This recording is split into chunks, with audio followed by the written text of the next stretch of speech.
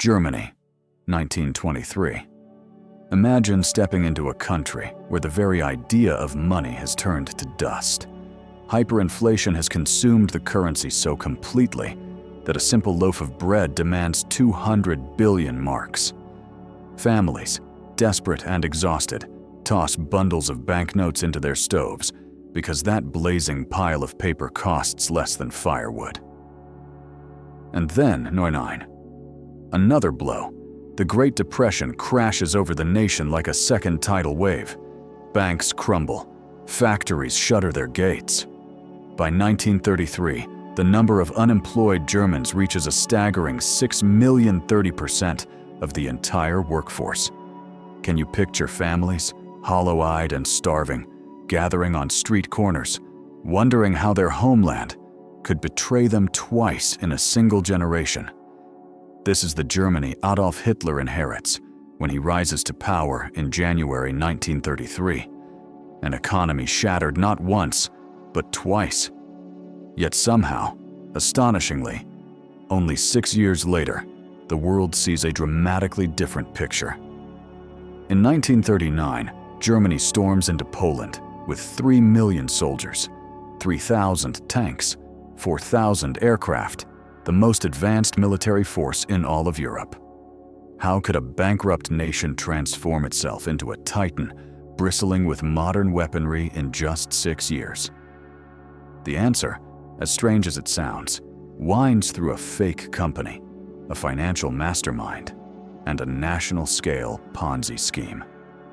Enter the MIFO Bills, a clandestine shadow banking system that bankrolled Nazi rearmament while concealing it from the world.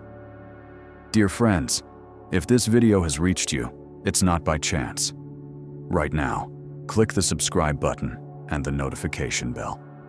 Write a number from 1 to 5 in the comments. I will personally respond to the first 50 comments and make sure to watch the video until the end. By 1939, those bills were coming due, and Germany, stripped of real financial strength, couldn't pay them. The regime faced a brutal equation: expand or collapse.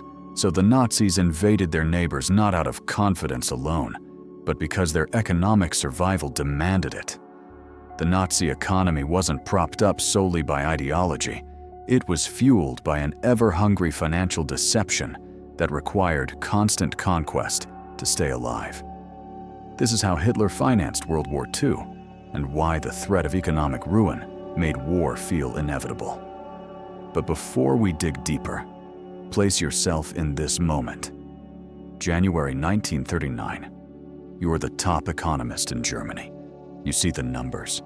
You see the looming abyss. And you know that Hitler's only escape is war. Do you speak the truth and risk your life? Or swallow your voice and let fate barrel forward? Real people had to make this impossible choice. By the time we reach the end of this story, you'll understand why every path was treacherous. If history that forces you to think is your kind of journey, then stay with me. Let's begin with the crisis that made everything possible. To grasp how desperate Germany became, you must confront both of its catastrophes. First, the hyperinflation of 1923. November 1923, hyperinflation reaches its terrifying peak.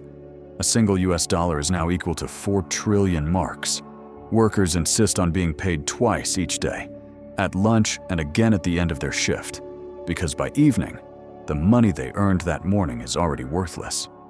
Restaurants rewrite their prices while customers are mid-meal.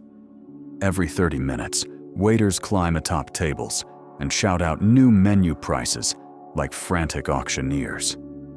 Life insurance policies built over decades shrivel into payouts too small to buy even a postage stamp.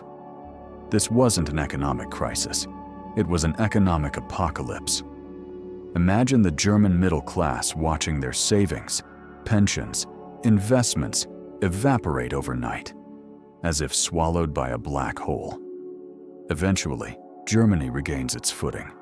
The currency stabilizes. Daily life starts to resemble something normal again. But then comes 1929, The Great Depression. American banks recall their loans. German businesses collapse like dominoes. Unemployment explodes. By 1932, 6 million Germans are out of work, 30% of the workforce. Families drag their furniture into the street to auction it off for food. Engineers, teachers, respected professionals beg for manual labor just to survive. The Weimar government is paralyzed. Political violence becomes a grim routine. Communist and Nazi paramilitaries brawl in the streets, turning entire cities into battlegrounds. In just 14 years, Germany has been reduced to economic rubble twice. And it is this broken world that ushers Hitler into power in January 1933. He promises to restore German greatness, rebuild the military, defy the strictures of Versailles. But there's a catch. Germany is bankrupt. The Versailles Treaty caps its army at 100,000 soldiers. No tanks, no aircraft, no submarines, no heavy artillery. And even if Germany were free to build them, it had no money to do so. Hitler needs rearmament massive, rapid, and utterly secret. He must rebuild the military without triggering inflation and without tipping off foreign governments. He needs to arm Germany while leaving no trace that could expose his ambitions before the country is ready. This is where Hjalmar Schacht enters the stage, the man poised to make the impossible possible. Hjalmar Horace Greeley Schacht, born in 1877, banker, economist, financial virtuoso. He'd already rescued Germany once. In 1923, as currency commissioner, Schacht ended hyperinflation by creating a new currency backed by land. The solution worked. The Rentenmark stabilized the nation. Schacht became a legend. On March 17, 1933, Hitler appoints him president of the Reichsbank, Germany's central bank. By August 1934, he adds the role of Minister of Economics.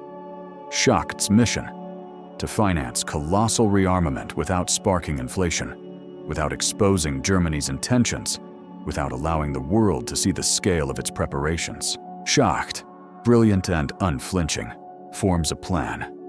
Here is Hitler's dilemma. Germany must produce tanks, planes, ships, weapons. That requires paying steel mills, arms manufacturers, chemical plants. But if the Reichsbank simply prints the money, two disasters follow. First, inflation erupts again, and Germans, forever scarred by 1923, will not endure another round. Second, those payments will appear on official Reichsbank ledgers. Other governments will notice. They'll know Germany is rearming, and they'll act before Hitler is ready. Hitler needs invisible money, money that sidesteps inflation, money that vanishes from official records, money that hides what Germany is truly building. Imagine 1934 Germany. Hjalmar Schacht, the brilliant yet cunning economist, establishes a company called Metallurgische Forschungsgesellschaft, MBH, or MIFO for short. On paper, it looks like a modest research consortium. 4 industrial giants, Siemens, Krupp, Rheinmetall, and Güterhoffnungshütte hold shares in it. Its capitalization? A mere 1 million Reichsmarks, hardly the kind of sum that screams rearmament powerhouse. But here's the twist. MIFO does nothing. Absolutely nothing. It exists only on letterhead and in bank ledgers. And yet, this ghost company is about to fund the largest rearmament program in human history. Picture yourself as a German arms manufacturer in 1935. The government places an order, 1,000 tanks. But instead of Reichsmarks, you're handed MIFO Bills IOUs issued by this phantom company. Each note promises payment in 5 years. You, however, cannot wait 5 years. You need cash to pay your workers and buy steel. So you bring these bills to a private bank. The bankers glance over them. They know MIFO is backed by the Reichsbank. They know the Reichsbank will honor the notes. Cash is handed over real Reichsmarks, perhaps at a small discount. You're satisfied. You've been paid. Here's where the sleight of hand becomes genius. The bank now holds these MIFO bills and takes them to the Reichsbank. The Reichsbank converts them into cash using its unlimited money printing powers. Yet, in official records, none of this appears. On paper, MIFO is a private company. These bills are private obligations. They are not government debt. They are invisible. Foreign governments, scanning Germany's finances, see nothing. Between 1934 and 1938, Germany issued 12 billion Reichsmarks in MIFO bills. For context, Germany's total national debt in 1932 was only about 10 billion Reichsmarks. They had secretly hidden a mountain of obligations greater than the entire known debt. By 1936, Germany had already trampled every military restriction imposed by the Versailles Treaty. Tanks, planes, submarines, a modern army already. Yet the Allies stood by, unaware of the scale. But the clock was ticking. Those MIFO bills, they matured in 5 years. The first ones, issued in 1934, came due in 1939, and Germany did not have the 12 billion Reichsmarks to pay them. Suddenly, the analogy to a Ponzi scheme is striking. Like a Ponzi scheme, new promises covered old debts. It relies on constant inflow of resources. Without fresh capital, it collapses. By 1938, Germany's economy could not generate enough revenue to honor these obligations. The solution? Conquest. In March 1938, Germany annexed Austria, seizing its gold reserves, foreign currency, and industrial assets. In September 1938, the Munich Agreement handed Germany the Sudetenland. In March 1939, Germany absorbed the rest of Czechoslovakia, including the Škoda Arms Works, one of Europe's most advanced weapons factories. By September 1939, Germany invaded Poland, gaining its resources, farmland, and millions of people forced into labor. The Nazi economy was not merely immoral, it was designed for perpetual conquest. Schacht foresaw this. By 1937, he warned Hitler that the spending was unsustainable, that collapse loomed. In January 1939, with the first MIFO bills about to mature, Schacht delivered a stark report to Hitler. Cut rearmament, balance the budget, or face ruin. Hitler's response? January 20th, 1939. Schacht was fired. The machine Schacht built carried a time bomb. Hitler's solution? Keep feeding it. Austria, Czechoslovakia, Poland, and eventually France and the Soviet Union.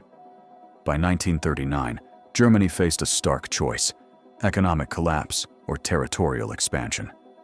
Hitler chose expansion. MIFO bills were just one revenue stream.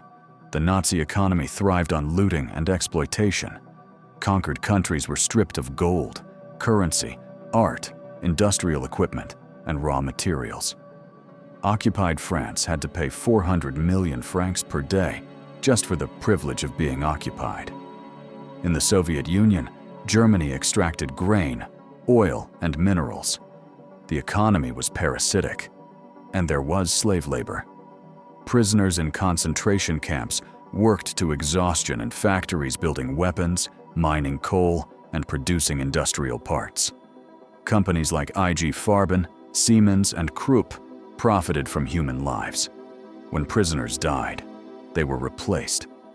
This economy was built not only on theft, but on slavery, an industrialized, systemic foundation of genocide. Even the Volkswagen, the people's car, had a story tangled in this web of exploitation and theft. Germans were promised a dream car of their own, the Volkswagen, if they saved diligently through the Deutsche Arbeitsfront. Just a little each month, the brochures said, and eventually the people's car would be yours. Citizens poured in their money. 275 million Reichsmarks collected from hopeful savers. But here's the bitter truth. How many civilian Volkswagens ever reached the people during the entire Third Reich? 0. Not a single one. Instead, the factory was repurposed for war production. The Kubelwagen rolled off the line, not as a family car, but as a military vehicle for conquest. German savers lost everything. Compensation did not arrive until the 1960s. This was just the beginning of the story. The Nazi economy didn't only seize wealth from conquered nations, it stole from its own citizens.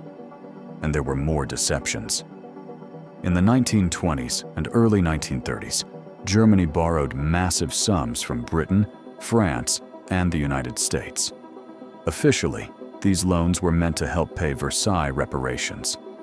Germany accepted the money, and then, in 1933, Hitler simply stopped paying reparations, but kept the loan funds. That is, Germany used money borrowed from Britain and France to build the very army that would one day invade those countries. When France fell in 1940, the Vichy government even forgave part of the debt. Germany had essentially financed its own conquest with borrowed money from future enemies. And of course, there was the confiscation of Jewish property, businesses, bank accounts, homes, artworks, all seized, sold, and repurposed to fund the regime. This was not merely persecution, it was systematic, state-sponsored theft. Every corner of the Nazi economy depended on expropriating the wealth of others. By 1939, the Nazi economic machine ran on 4 pillars: MIFO Bills, plunder, slave labor, and theft. None of it was sustainable. The MIFO Bills were coming due, and Germany had no means of repayment without seizing more lands. Inflation was creeping back. Shortages loomed. Hjalmar Schacht had warned this would happen, and he was right. But instead of retreating, the regime accelerated. To pull back would mean economic collapse, unemployment, political chaos, and the fall of the Nazi state. Hitler's only choice was forward. Here's what most people fail to understand. The war wasn't just ideology, it was economic necessity. The Nazi economy was engineered to expand or die. Historian Adam Tooze in The Wages of Destruction. The making and breaking of the Nazi economy argues that Nazi Germany was living on borrowed time from day one.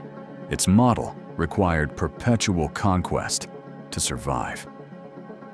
When Germany invaded the Soviet Union in 1941, it wasn't just for Lebensraum or racial ideology, it was for resources.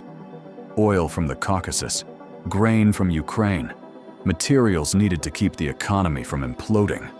The war and the economy were inseparable. And when Germany began losing territory in 1943 and 1944, the fragile model unraveled. No more plunder, no more resources, only endless expenditure. The Nazi economy was, at its core, a pyramid scheme. And like all pyramid schemes, collapse was inevitable. Let's bring this together. How did Hitler fund World War II? He didn't, at least not in the conventional sense. The Nazi economy rested on 4 pillars. Creative accounting. MIFO Bills allowed Germany to hide 12 billion Reichsmarks in debt off the books, secretly building a war machine, while the world believed the nation was merely recovering. Schacht's genius created invisible money, yet debt is still debt, and it always comes due. Plunder. Conquered nations supplied the cash and resources: Austria's gold, Czechoslovakia's factories, French occupation payments, Soviet grain, Polish labor. The system required new victims to survive. Slavery. Concentration camp prisoners, POWs, and forced laborers from occupied countries toiled under brutal conditions in factories producing the very weapons used to conquer more lands and generate more enslaved labor. The economy was inseparable from genocide, theft, Jewish property, Versailles loan defaults, canceled reparations, and the Volkswagen savings scam all exploited the wealth of others without recompense. Was Nazi Germany a Ponzi scheme? Essentially, yes. Early investors were paid with the resources of later investors, later entire nations. MIFO Bills were due in 1939. Germany lacked the funds. The solution: invade Poland. Poland's wealth funded the campaigns in France, France's plunder funded the invasion of the Soviet Union. Expansion sustained the scheme. Halt expansion, and the system collapses. This is why the war became inevitable. By 1939, Hitler faced only two choices: expand or collapse. The Nazi economy was not designed for peace, it was built for war. And that is how Hitler paid for World War II, with promises he couldn't fulfill, with money he didn't have, with resources stolen from others, and with labor enslaved. The Nazi war machine depended not on economic strength, but on a constantly self-feeding scam. When expansion stopped, the economy and the regime died. So here's my question to you. Knowing that the Nazi economy could survive only through constant conquest, do you believe the war was truly inevitable? Or could Germany have pulled back and attempted a transition to a sustainable economy? If this reshapes how you see Nazi Germany's economic history, hit like, share your thoughts, and subscribe for more explorations where economics, politics, and war collide.